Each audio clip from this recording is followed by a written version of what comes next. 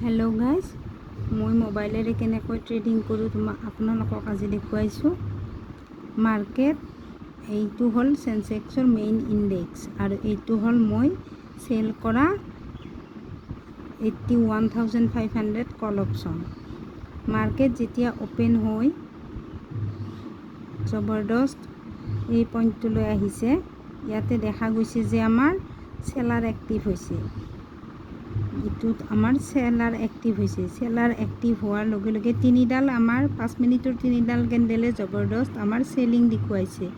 চ' আমি ইয়াতে ভাবিব লাগিব যে আমি চেল কৰাৰ সময় আহিছে। চ' আমি তেতিয়া অপশ্যনত যিটো মই অপশ্যন চিলেক্ট কৰি থৈ দিছিলোঁ সেই অপশ্যনটোলৈ আহিছোঁ। ইয়াত 1 মিনিটৰ কেণ্ডেল কৰি লৈছোঁ মই। 1 মিনিটৰ কেণ্ডেল ষ্টিকত দেখা গৈছে যে ইয়াত চেলাৰ এক্টিভ হৈছে। চ' মই চেলাৰ এক্টিভ হোৱা দেখা পাই মোৰ যিটো EMI মই ইণ্ডিকেটৰ লগাই থৈছোঁ সেইমতে মই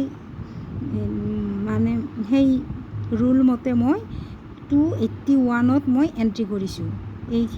এই পইণ্টটোত মই এণ্ট্ৰি কৰিছোঁ।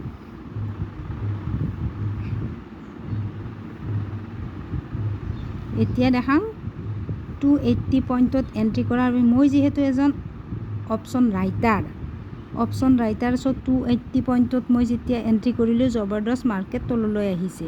ইয়াতে 280 পইণ্টত যদিও মই এণ্ট্ৰি কৰিছোঁ, কিন্তু মোৰ ষ্টপ লছ আছে 320।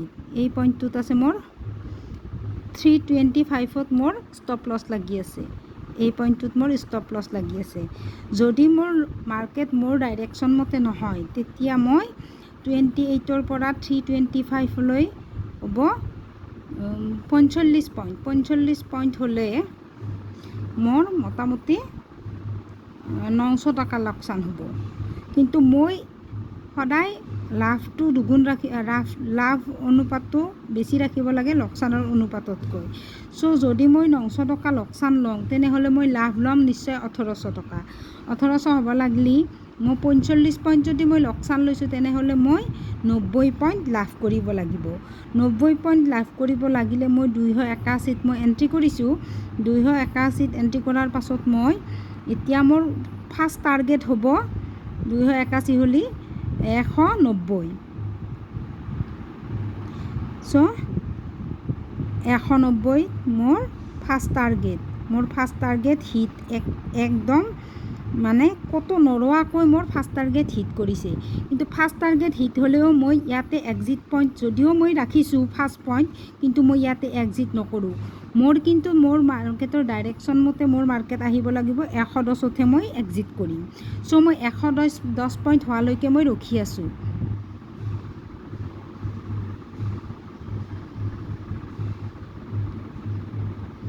এতিয়া চোৱা 110 পইণ্ট এতিয়াও মোৰ চোৱা নাই।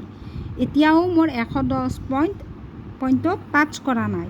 চ' টাচ কৰিবও পাৰে নকৰিবও পাৰে, মাৰ্কেটটো আমাৰ মতে নচলে।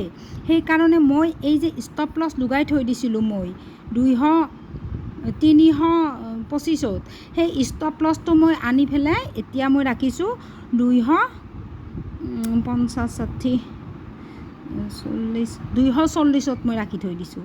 যদিও বা মাৰ্কেট 110 পইণ্ট টাচ নকৰে, তেতিয়া মোৰ মাৰ্কেট চেঞ্জ হ'লেও মোৰ 240 পইণ্টত মোৰ ষ্টপ লছ মোৰ এক্সিট হৈ যাব। মোৰ যদি 240 পইণ্টত মোৰ এক্সিট হয়, তথাপিও মোৰ লাভ থাকিব 281ৰ পৰা 240 মোটামুটি 39 পইণ্ট। 39 পইণ্টত মোৰ থাকিব তেতিয়া 800 টকা। আমি কিন্তু 900 টকা ষ্টপ লছ লৈ 900 টকা ৰিস্ক লৈছিলোঁ, কিন্তু মই 800 টকা মোৰ মাৰ্কেট চেঞ্জ হ'লেও লাভ থাকিব আৰু মোৰ মাৰ্কেট চেঞ্জ নহ'লেতো মই 110 পইণ্টতে এক্সিট কৰিম। 110 পইণ্টত এক্সিট কৰিলে মোৰ লাভ থাকিব তেতিয়া 281ৰ পৰা 110লৈ মোটামুটি 170 পইণ্ট। আৰু যদি মোৰ ডাইৰেকশ্যন মতে মাৰ্কেট হয় 170 পইণ্টত মোৰ তেতিয়া আহিব 3400 টকা। আৰু মই হেজিঙৰ ছিষ্টেমত যিটো বাই কৰিছোঁ তাত অলপমান কাটা যাব, 10 পইণ্টমান মোৰ মাইনাছ হ'ব। চ' যিয়ে কি নহওক হেজিং ছিষ্টেমত লাভ আছেই। চ' সকলোকে মই কওঁ হেজিং